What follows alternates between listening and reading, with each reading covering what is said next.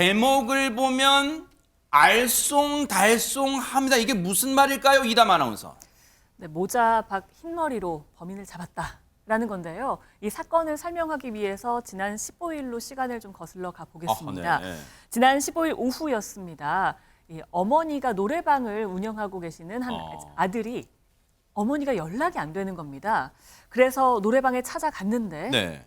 그곳에서 흉기에 살해된 어머니를 발견하게 됩니다. 그리고는 경찰에 바로 신고를 했습니다. 어머나, 지금 이게 무슨 청천벽력 같은 일이에요, 김현주 평론가님. 네, 경찰이 출동을 해서 가장 먼저 한 일은 CCTV를 살펴보는 네. 일이었습니다. 그 문제의 CCTV 안에 내용을 보니까 한 남성이 마스크, 모자, 그리고 장갑 이런 걸로 중무장을 하고 건물 안으로 들어가는 모습이 발견이 됐고요. 지금 저 모습인가 봐요, 네. 이 사람은 거기에서 한 2시간여를 혼자 기다립니다. 아무래도 업주 여성이 홀로 남기를 기다렸던 것으로 세상에. 보입니다. 2시간이 흐른 후에 업주 여성이 혼자 남게 되자 이 남성은 여성을 둔기로 내리치고 어머나. 방으로 끌고 들어갔다고 합니다. 거기서 한 짓은 현금 40만 원, 카드 이런 것들을 빼앗았다고 해요. 그런데 이제 살려달라고 그 업주 여성이 싹싹 빌면서 그렇게 얘기를 했는데도 세상에. 그런데도 흉기로 그만 살해를 하고 말게 됩니다. 참 너무나 무참한 그 살해 현장인 것이죠. 이 남성은 노래방 카운터와 그 인근에 혈흔 같은 게 있었을 거 아니에요. 세상에. 그거를 다 닦는 주도 면밀함을 보이면서 더군다나 CCTV가 없는 사각지대를 틈타서 도주를 하고 맙니다. 진짜 이게 사람이에요? 이게 사람이 할 짓입니까? 진짜 악마, 우리가 진짜 악마를 보고 있는 거 아니에요? 이 악마를 지금 못 잡은 거예요, 그러면 박성매 변호사님? 이 강도살인의 계획적 범행으로 보여서 관할 경찰은 모든 일을 제쳐두고 이 사건 수사에 집중하기 마련인데 역시나 이 사건에서 경찰 형사 30여 명을 투입하고 CCTV를 100대 이상 정밀 분석했습니다. 그런데 이 남성이 모자를 눌러 쓰고 있어 얼굴이 가려져 있습니다. 이 초반에 이 범인 특정에 상당히 애를 먹었다고 합니다. 네. 그렇지만 경찰은 단순히 CCTV 영상을 통해 범인의 얼굴만 보지 않습니다. 옷가지 등 행세, 심지어 걸음걸이 등 그 특징을 분석해 그 특징을 단서로 삼아 추적을 이어나가기 네. 마련인데 이 사건에서 포착된 범인의 특징은 모자 밖으로 나온 흰머리였습니다. 모자 밖으로 흰머리가 삐져나와 있었고 이 모습이 상당히 눈에 띄었던 것입니다. 이 모습이네요? 그렇습니다. 이 특징을 바탕으로 단순히 범행 이후의 CCTV뿐만 아니라 범행 이전 동선에 있는 CCTV, 심지어 시내버스 내부 카메라에서도 이 흰머리를 추적해 결국 주거지를 특정해냅니다. 그 결과 지난 16일 밤 9시 10분경 범행 42시간여 만에 이 범행 현장에서 약 1km 떨어진 자택에서 범인 50대 남성을 긴급 체포하기에 이릅니다. 대박, 진짜예요? 그런데 네. 이 50대 남성 이 체포 당시에 치매 환자인 척 연기를 했다고 합니다. 누구요? 왜 찾아왔어? 왜 노인네를 괴롭혀? 라는 반응을 보였다는데 네. 이 경찰이 범행 장면 일부가 찍힌 노래방 내 CCTV 영상 등을 제시하면서 추궁하자 결국 남성은 범행을 시인했습니다. 그러면서 하는 말, 유족 피해 복구를 위해 노력하겠다는 것이었습니다. 이런, 제가 분명히 아까 말씀드렸죠. 저게 사람입니까? 저게 사람이 내뱉는 말이에요? 무참히 이 여성분을 살해해놓고 이제 와서 경찰이 들이닥치니까 치매 노인 행세를 하다가 그것도 발각되니까 그것도 거짓 탄로나니까 그제서 한단 말 뭐라고요? 유족의 피해를 복구를 위해 노력하겠다. 이게 사람이 내뱉을 수 있는 얘기입니까, 최영하 기자님? 정말 말 같지도 않은 소리죠. 사람이 죽었는데 유족에게 어떤 피해 복구가 되겠습니까? 정말 말도 안 되는 소리라고 생각하고요. 게다가 이 남성, 이 건거 당시의 모습 정말 더 화를 채웁니다. 이 남성이요, 컴퓨터로요, 무협지를 보고 있었다고 해요. 사람을 살해해놓고 무협지를 보고 있다. 이 부분도 굉장히 화가 나는 부분인데. 진짜 악마네, 악마. 그렇죠. 진짜. 이 방 안에 심지어 정체 모를 재단까지 차려놓고 있었다고 합니다. 세상에. 경찰은 평소 그가 이 무협지와 판타지 소설을 읽으면서 흉기 사용법을 익힌 것으로 추정을 하고 있는 상황인데요. 경찰은 이 집에서 범행의 때 이 사용했었던 모자와 마스크 그리고 그 외에 흉기 20여 점을 발견했습니다. 아니, 집에 경찰이 가봤더니 여러분 믿겨지세요? 흉기가 한두 개 있는 게 아니라 20개가 있대 집에. 저 뭐하는 인간이에요 진짜. 영장심사 구속 전 피의자 신문에 출석했는데 그 모습 좀 보시고 이어가 보도록 하겠습니다. 경찰 조사에서 범행 당시 기억 안 난다고 진술하셨는데 지금도 기억 안 나세요? 한 말씀 해주세요. 왜 네? 죽이신 건가요? 범행 전부터 계획을 했던 건가요? 하실 말씀 없으신가요? 피해자한테 하신 말씀 있으세요? 한 말씀 해주세요. 혹시 지금 우리가 들었던 게 약간의 뭐 흐느낌이에요? 지금 저 인간이 지금 그것도 지금 쇼하고 있는 거예요. 지금 임주혜 변호사님 지금 뭐 하고 있는 거예요 지금? 네, 정말 안타깝고 답답한 마음만 드는 상황이지요. 구속영장은 발부가 됐습니다. 하지만 그럼 뭐합니까? 피해자는 돌아올 수 없는 세상에. 상태이잖아요. 경찰들의 말에 따르면요, 지금 굉장히 극악무도하게 범죄를 저질렀다고 합니다. 피해자가 살려달라고 애원하는데도 잔인한 방법으로 살해를 벌인 것으로 지금 나타나 있거든요. 정말 안타까운 상황이고요. 이에 따라서 신상 공개 대상 되는지 이 부분도 검토 예정이고 지금 강도살인 혐의 받고 있기 때문에 워낙 극악무도하고 피해자의 그런 애원도 전혀 듣지 않는 그런 사정상 사이코패스 진단 검사도 검토할 예정이라고 전해지고 있습니다.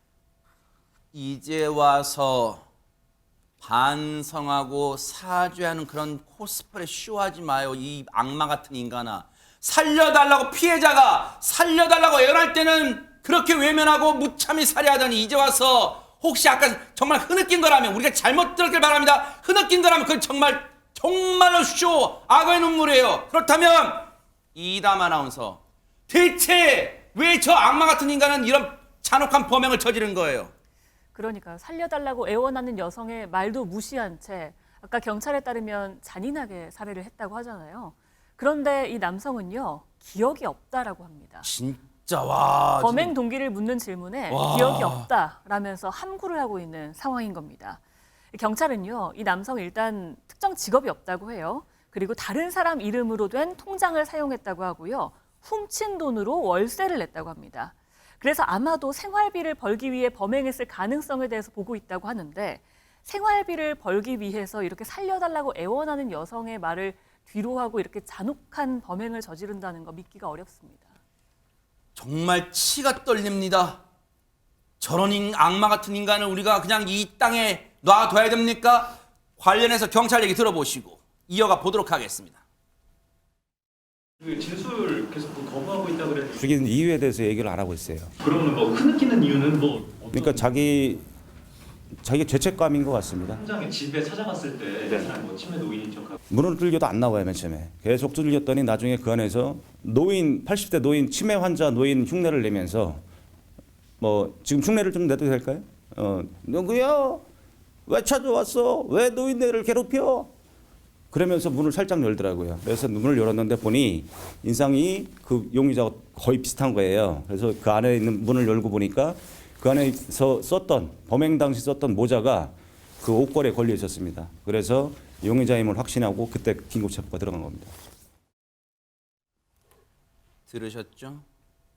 앞서 영상에서 시청자분들과 저희가 들었던 게 맞죠?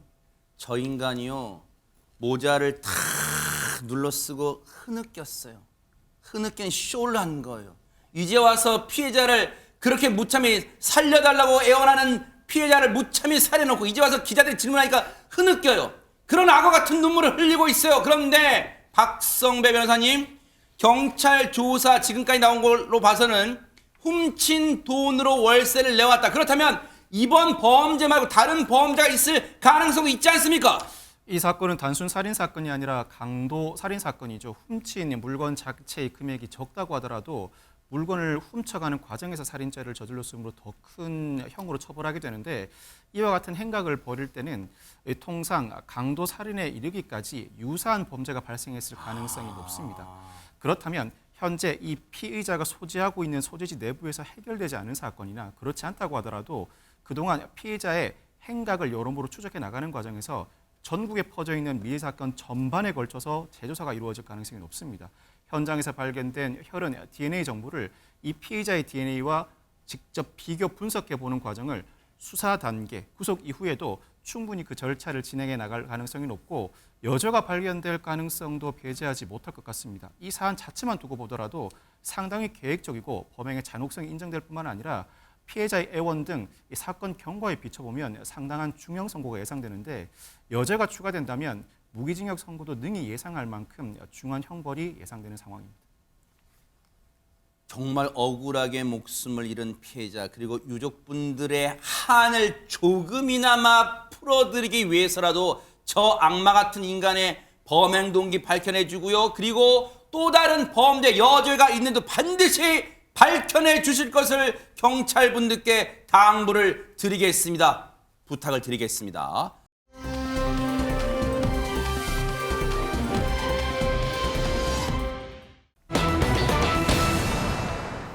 자, 분위기 바꿔볼게요. 보통 우리가 학생이니까 50% 할인되죠? 이런 말은 들어봤지만 이 지금 제목이 혹시 잘못 적은 거 아니에요, 최정환 기자님?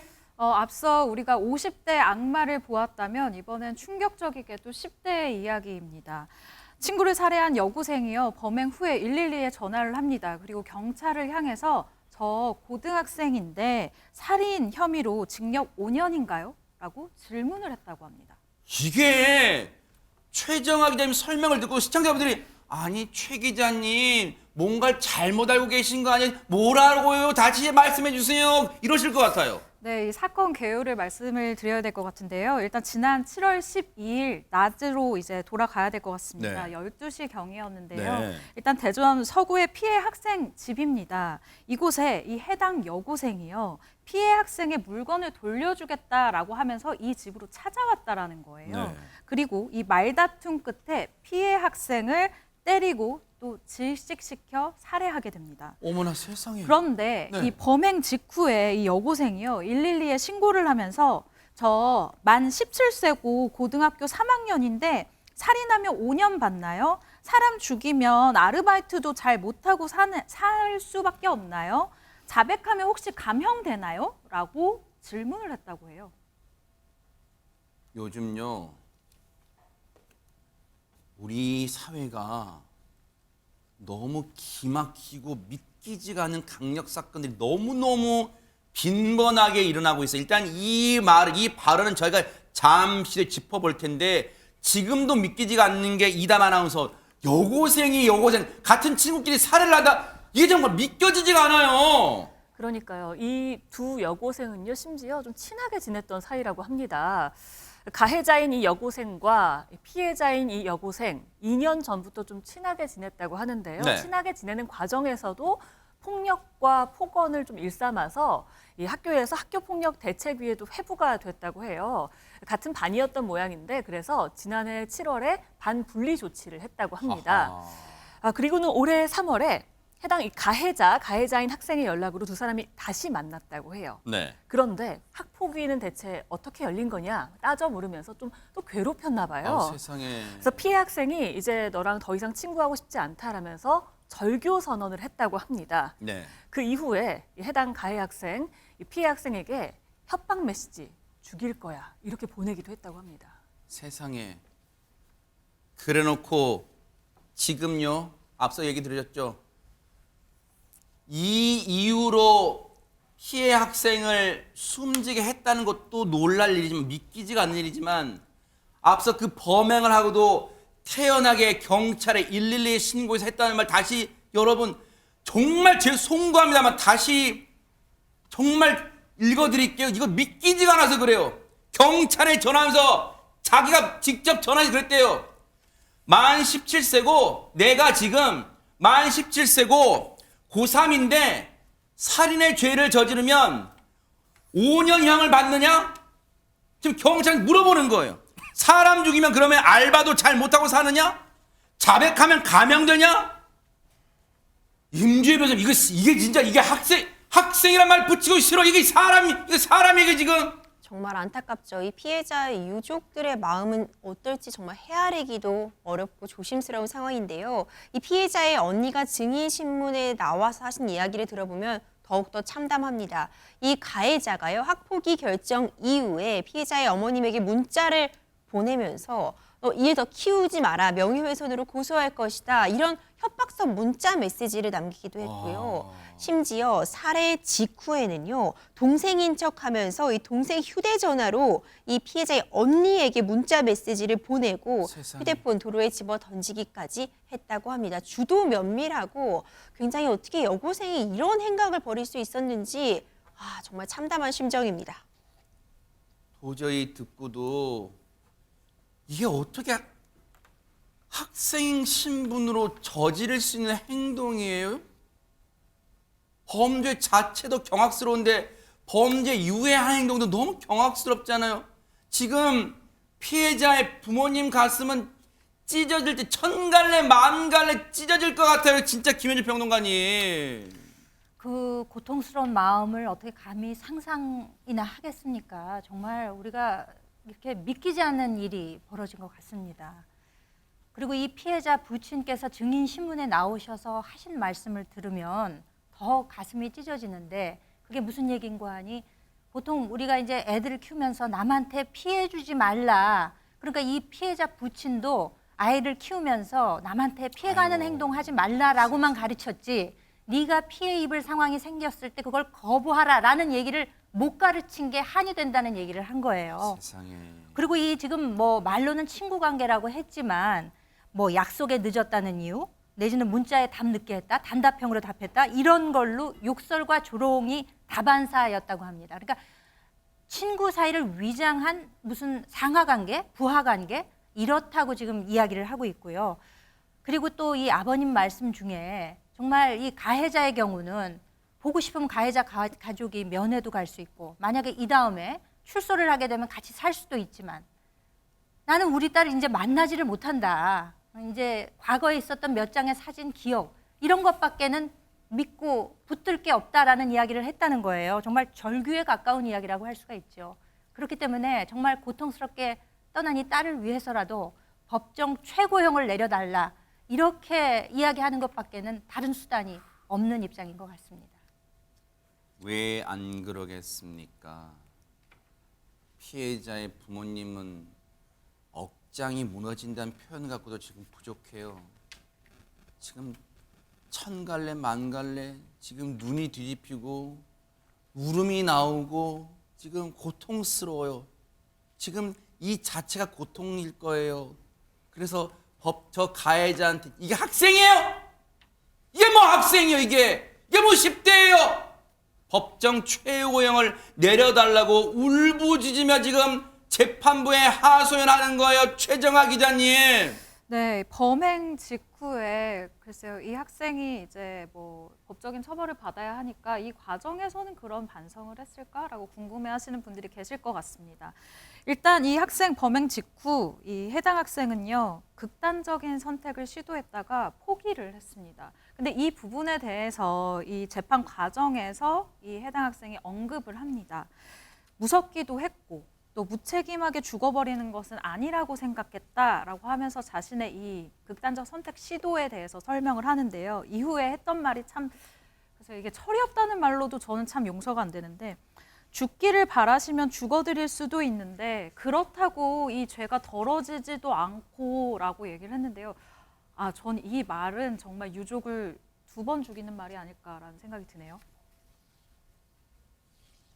여러분, 입에서 나온다고 다 말이 아니에요. 이게 말입니까? 유족들의 가슴을 후벼 파는 말이지, 이게 말이에요? 뚫린 입에서 나온다 다 말입니까? 어떻게 이런 말을 아무렇지도 않게 법정에서 내뱉을 수가 있어요? 박성배 변호사님, 어떻게 진짜 유족의 바람처럼 법정 최고에 안 돼요? 이 검찰 보호관찰 추가 청구를 할 예정이라 재판부는 일단 다음 달 11일에 재판을 한 번 더 열고 모든 절차를 마무리할 예정입니다. 이미 검찰은 전자발찌 부착 명령도 청구한 상태인데, 이 사건 경과 내용에 붙여보면 피고인의 죄질이 매우 불량합니다. 다만 소년법에 따라 19세 미만 소년에 대해서는 징역 몇 년이라고 선고하지 않고 부정기형을 선고해야 합니다. 즉 징역 장기 몇 년, 단기 몇 년이라고 선고해 둔 뒤에 이 단기만 도구하게 되면 횡령 성적이 양호할 경우에 이 집행을 조기에 종결할 수 있습니다. 다만 소년법에 따르면 장기는 10년을 초과하지 못하고 단기는 5년을 초과하지 못합니다. 이 5년을 두고 피고인이 범행 직후에 119에 전화해 5년이라고 물어본 것입니다. 그렇지만 이 생각은 틀렸습니다. 특정강력범죄처벌법의 특별 규정을 따로 두고 있습니다. 살인은 특정 강력범죄입니다. 특정 강력범죄를 저지른 경우에는 장기는 15년을, 단기는 7년을 초과하지 않으면 됩니다. 장기와 단기 모두 더 늘어나게 되는데 여기서 문제가 끝나는 것이 아닙니다. 이 소년법상 부정기행 규정은 범행 당시가 아니라 판결 선고 시를 기준으로 합니다. 1심 판결은 조만간에 이루어질 것으로 보이는데 피고인이 만 18세입니다.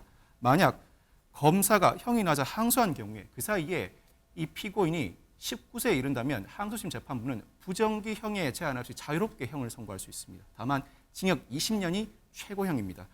또한 예를 들어 장기 15년, 단기 7년을 선고받은 피고인이 형이 높다고 피고인만 항소한 경우에도 오히려 실질적으로 더 중한 형이 선고될 수 있습니다. 성인에 이르렀다. 항소심 재판부는 부정기형에 제한 없이 자유롭게 형을 선고할 수 있는데 이때는 장기와 단기의 합산형이 중간형인 11년까지도 바로 선고할 수 있게 되는 것입니다. 이런 극악무도한 죄를 저지르고 처음 떠오른 생각이 네 자신이 몇 년형을 받을까 그걸 계산하고 있었다는 건 넌 정말 악마다. 정말 악마야. 사람의 탈을 쓴 악마야. 그리고 저 학생이라 부르고 싶지도 않지만 저 악마도 부모가 있을 거 아니야. 그 부모 석고대죄 심정으로 정말 평생 반성. 자식 잘못 키운 게 부모 죄예요. 평생 반성하고 사회 봉사를 하면서 속죄하기를 정말 진정으로 바라겠습니다. 한번 지켜보도록 하겠습니다. 너무너무 분노가 치미는 그런 사건이었습니다.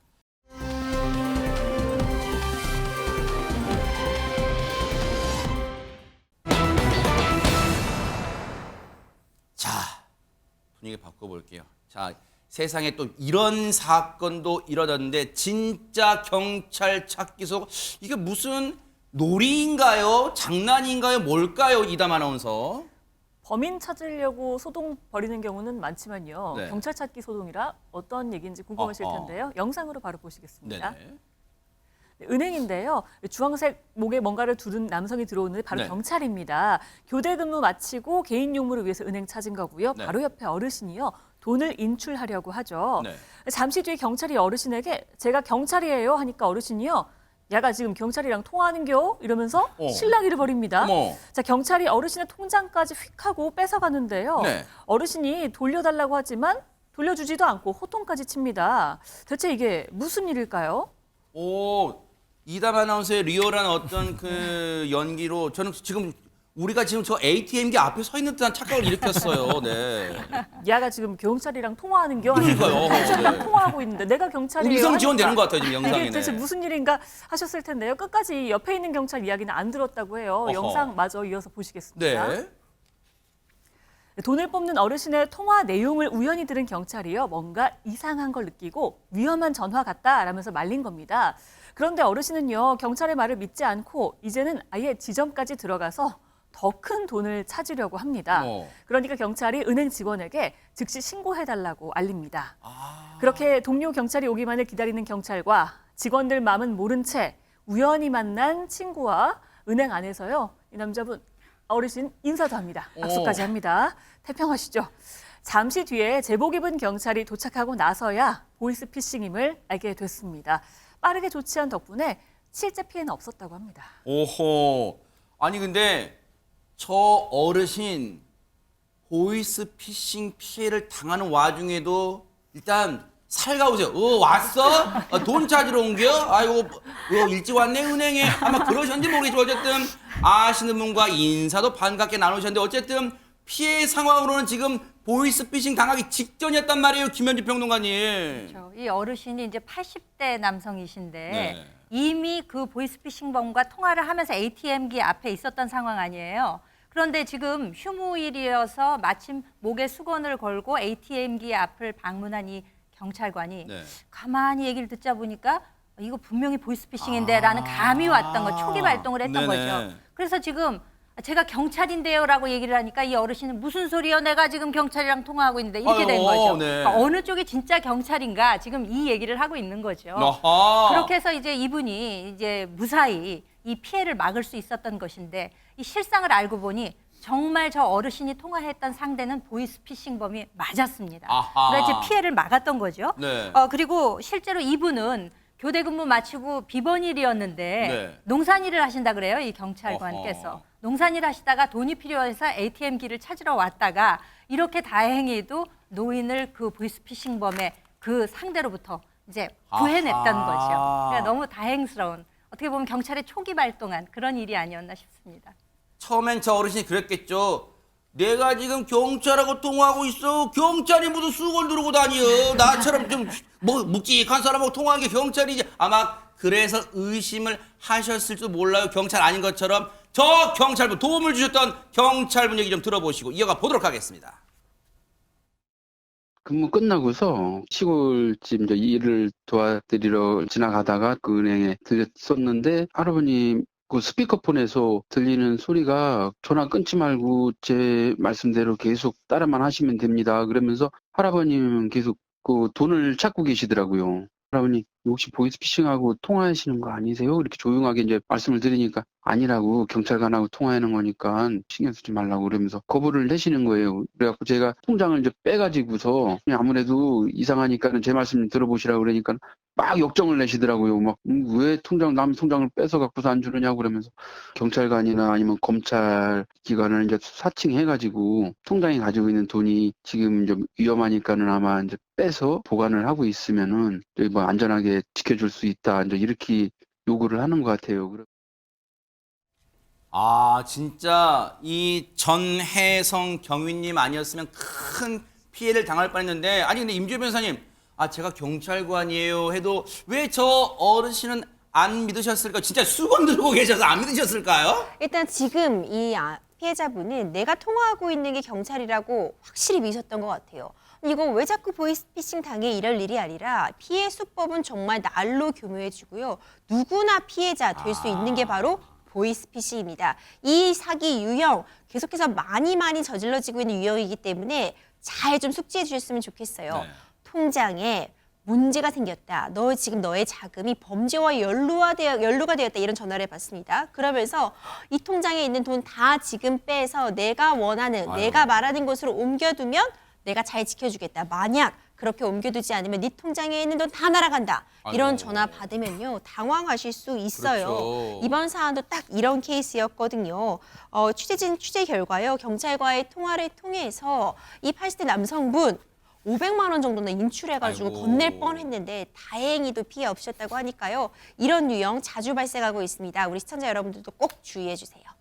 근데요, 이제 시청자분들 중에는 아니 그렇게 뉴스파이터에서 이런 수법 알려줬는데 꼭 속아 넘어가거나 속아 넘어갈 뻔을 한 사람이 있네 이러실 텐데, 박성배 변호사님 진짜 이게 깜빡 속아 넘어가기 쉬운가 봐요. 왜 그런 거예요? 막상 그 사건의 피해자가 되면 정신을 잃게 된다고 합니다. 그 심정을 이해 못할 바는 아닙니다만 속아 넘어가지 않으셔야죠. 그래도 일단 이 사건에서 출동한 경찰은 남성에게 수사기관은 절대 돈을 요구하지 않는다고 하면서 이 남성 핸드폰에 깔린 악성 앱도 지웠다고 합니다. 이 남성은 자신의 핸드폰에 악성 앱이 깔린 줄도 몰랐다고 하는데, 요즘은 보이스피싱이 상당히 진화돼서 먼저 개인정보부터 탈취한 뒤에 접근하는 경우가 많습니다.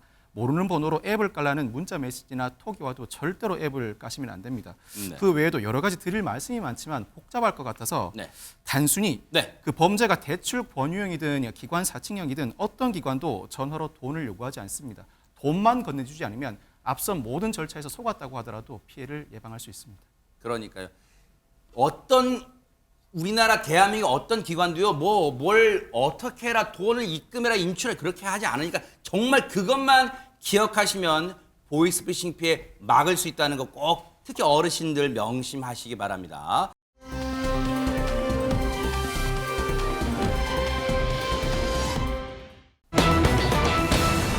자, 한 번 보면 헤어나올 수 없다. 이게 무슨 얘기일까요? 이담 아나운서. 한 번도 못 본 사람은 있어도 한 번만 본 사람은 없다는 게 김명준의 뉴스파이터잖아요. 네. 그런데 또 그런 장면들을 저희가 또 오늘 모아봤습니다. 이 사랑의 재개발이란 노래를 부르는데요. 이거 노래 다 부르고 나면 마치 몸매가 재개발될 것 같은 그런 무대거든요. 네. 어떤 무대인지 영상으로 보시겠습니다. 네.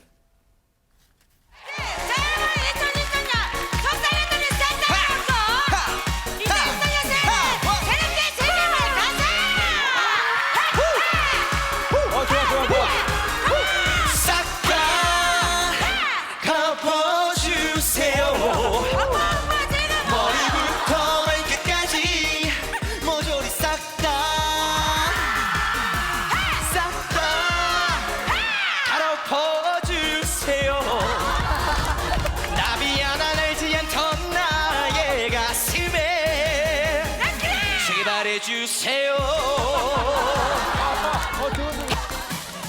뭐야? 대화장 파티!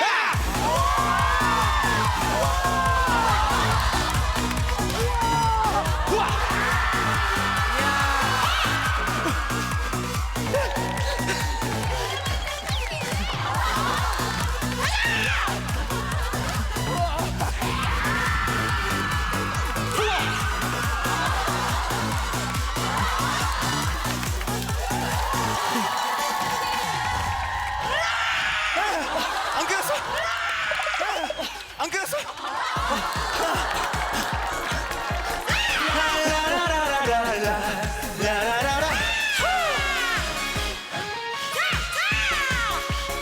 사랑의 재개발. 지금 우리가 노래를 듣고 온 겁니까? 점핑머신 이 운동을 하고 온 겁니까? 박승배 변호사님. 아니, 노래를 그냥 안무하면서 불러도 숨찰 텐데 계속 뛰면서 부른다는 게 상상이 안 되는데 쉴 새 없이 몰아치는 트램폴린 점핑 안무 상당히 파이팅 넘치는 무대를 보여줬습니다.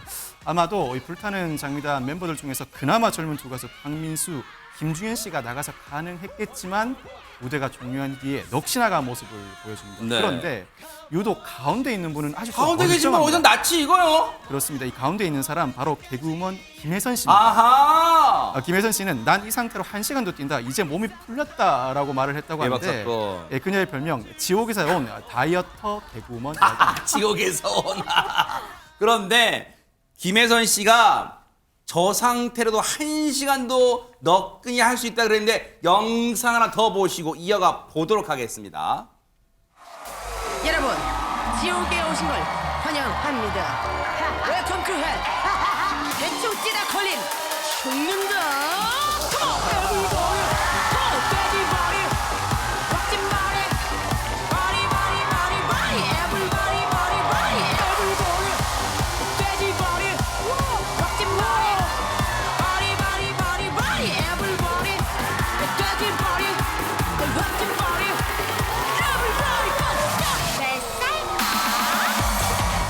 축구 선수이자 개그우먼 김혜선입니다. 이야. 난 가장 부러운 건 그 독일 남편이랑 너무 알콩달콩하죠.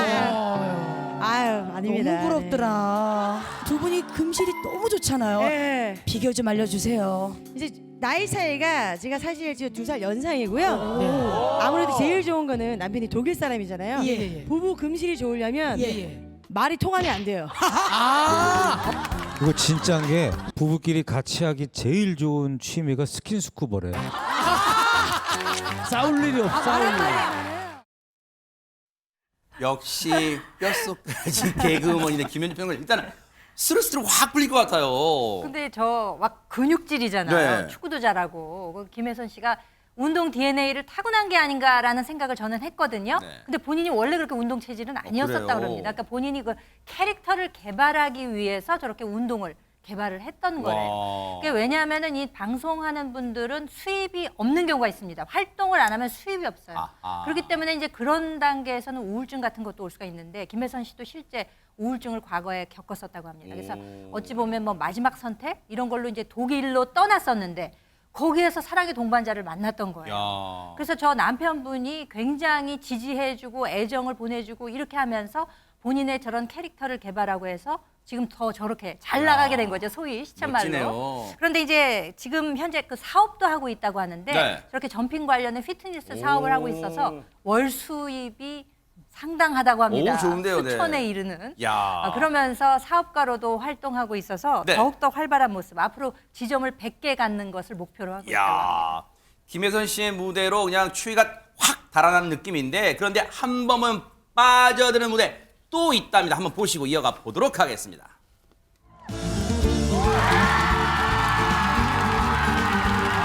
녹화하면 역시 아름다워. 내 사랑 어디쯤에 있나 밤은 더 외로움만 치고 눈으로 주고받던 말이 손으로 느껴지는데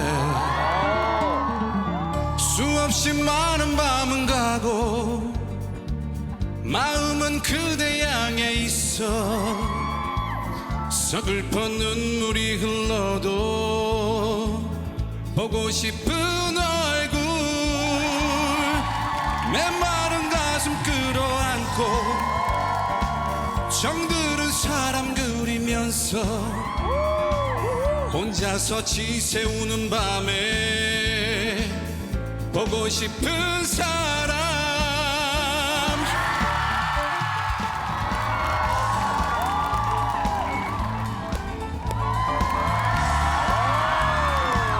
내 사랑 어디쯤에 있나 밤은 더 외로움만 치고 눈으로 주고받던 말이 손으로 느껴지는데 수없이 많은 밤은 가고 마음은 그대 향해 있어 서글퍼 눈물이 흘러도 보고 싶은 얼굴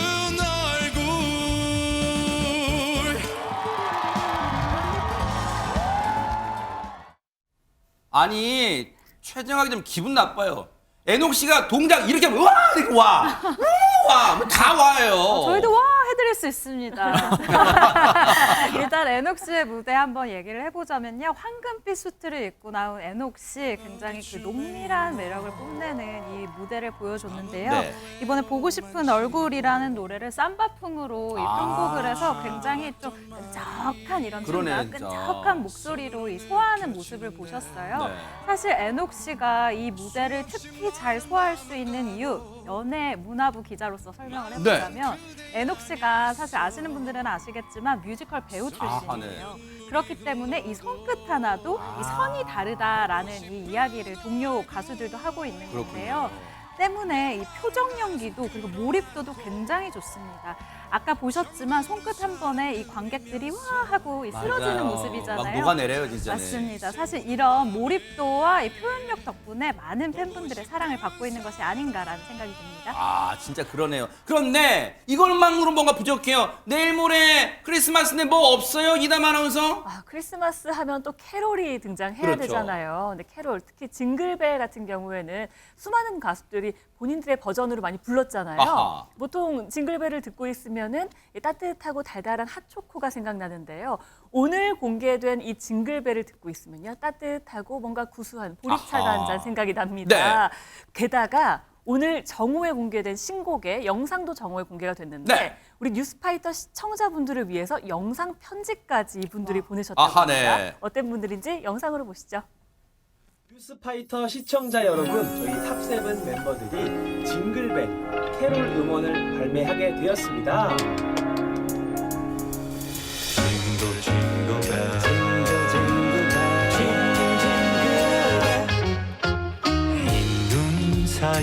흰눈 사이로 썰매 타고 달리는 기분 달려 상쾌도하다 춤이 울려서 장단 맞추니 흥겨워서 소리 높여 노래 부르자 Jingle bell, jingle 아, 깜짝이야. 가만 있어봐. 왜 그래, 송이? 우리 차례인겨? 예, 맞아요. 둘, 들어가요. 힘내 사이로 썰매를 타고 나도 태워줘 형님 달리는 기분 상쾌도 유쾌 상쾌도 빨리 빠빠빠 빨리 Jingle bell jingle jingle bell jingle all the way 우리 썰매 빨리 달려 종소리 울려라 종소리 울려 종소리 종소리 울려 기쁜 노래 부르면서 빨리 달리자 되게 연하도록 하겠습니다. 뉴스파이터 시청자 여러분, 메리 크리스마스! 대박 사건 영광입니다. 뉴스파이터의 메시지로 보내주셨어요, 영상을. 특화된 뉴스파이터만의 메시지가 아닌가 싶은데요. 이 징글벨 보니까 뭐 여러 장르가 막 섞여 있잖아요. 뭐 트로트도 나오고 스윙도 나오고 막 이러는데 저 음악도 그렇습니다만 실제 지금 저 7분이 제작에 참여했다 그래요. 음악 네. 프로듀서로도 참여하고 네. 애녹 씨하고 김중현 씨는 안무도 만들었다고 합니다. 정말로 귀한 선물, 크리스마스 선물 뉴스파이터가 받았습니다. 보고 계십니까? 대박 사건. 네, 안녕하십니까? 김명준입니다. 여러분과 함께하는 뉴스파이터. 다양한 소식과 뉴스를 보고 싶으시면 화면 오른쪽을 꾹 눌러 구독해 주시길 바랍니다. TV로도 유튜브로도 여러분께 한 발 더 다가가겠습니다. MBN 뉴스와 뉴스파이터를 사랑해 주셔서 고맙습니다.